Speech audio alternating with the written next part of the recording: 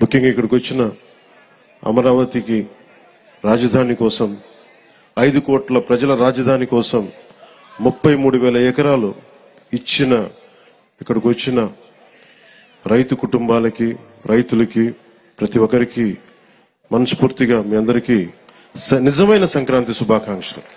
గత 4 సంవత్సరాలుగా ఈ రాష్ట్రానికి పీడ పట్టింది. ఆ పీడ తొలగిపోయే టైం అయింది. ఆ కీడుని ఆ పీడని ఈ రోజున భోగి మంటల్లో కాల్చేసాం. ఈరోజు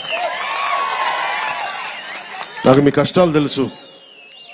ఆ రోజున మన పార్టీ ఆఫీసుకు కూడా మీరు వచ్చి మీ మీద దాడి జరిగి చాలా అనుచితంగా దారుణంగా మిమ్మల్ని లాఠీలతో కొట్టి రైతాంగాన్ని చాలా చాలా బాధ గురి చేసి నాకు కలిచివేస్తుంది. ఈ రోజున తెలుగుదేశం కానీ జనసేన 2 కలిసి ఉన్నాయంటే మీ అందరి ఆవేదన ఏడుపు ఆ రోజు నన్ను కలిచేసింది. మీ ఆకాంక్షల కోసం ఇందాక మాట్లాడుతూ ఉండగా తల్లి ఎకరం ఇచ్చానన్నా, నేను ఉన్న ఎకరం కూడా పోగొట్టుకుని ఆడబిడ్డలను పెంచుకుంటా ఉన్నానంటే ఆ ఆడబిడ్డకి ఆ అక్కకి ఆ చెల్లికి నేను మాటిస్తున్నాను, అమ్మ మేము ఉన్నాం, మీరు ఇచ్చిన ఈ త్యాగం మేము మర్చిపోం. మీకు ఏ ఉద్దేశంగా కోసం అయితే ఇచ్చారో ఆ ఉద్దేశం సంపూర్ణంగా నెరవేర్చేలాగా మేము కృషి చేస్తాం. బంగారు రాజధాని నిర్మించుకుందాం ఇక్కడ. అలాగే మనం ప్రతిసారి నేను ఒక్కటే కోరుకున్నా, ప్రతిసారి అదే సభాముఖంగా కూడా ఈ రోజున అదే మాట చెప్తా ఉన్నాను.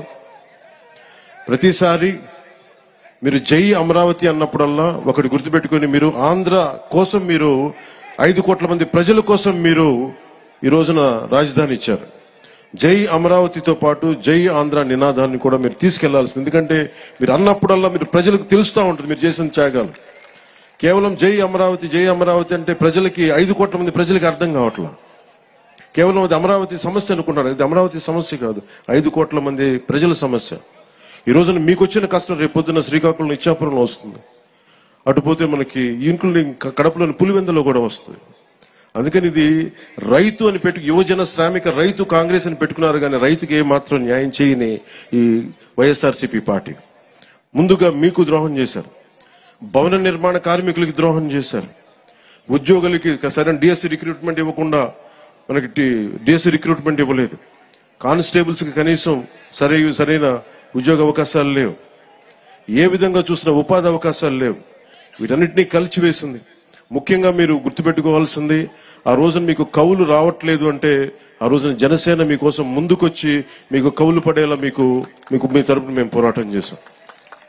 మీకోసం ఆ రోజున కంచెలన్నీ వేస్తే, ఆ రోజున ఆడపడుచులు ఏడ్చి వేదనతోటి ఆ రోజు వస్తే ముళ్ళ కంచెలు వేస్తే మేము మీకోసం దాటి ముందుకు వచ్చాం.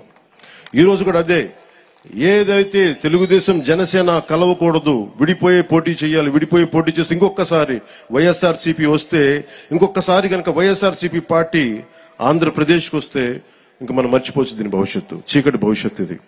ఆ చీకటి భవిష్యత్తు ఉండకూడదు, వెలుగు నింపాలి. అందుకని ఈ భోగి రోజున మనం జనసేన తెలుగుదేశంతో కలిసి ఒక సుస్థిరమైన ప్రభుత్వం స్థాపించాలి, మీకు బంగారు భవిష్యత్తు ఇవ్వాలని మనస్ఫూర్తిగా నేను మీ అందరికీ తెలియజేసుకుంటా ఉన్నాను. అలాగే జనసేన రైతులకి అండగా నిలబడే పార్టీ. ముఖ్యంగా కౌలు రైతులకి